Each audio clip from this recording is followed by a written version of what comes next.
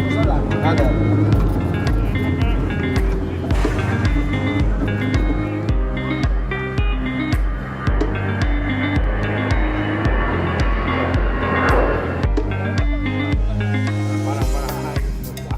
Kalau masalah pengamanan tentunya ada. Saya juga sudah katakan ke media officer pada saat MCM nanti, yang jelas kita minta pengamanan. Pengamanan yang standar tentunya kan. Standar dalam arti ya seperti yang biasa lah pengamanan.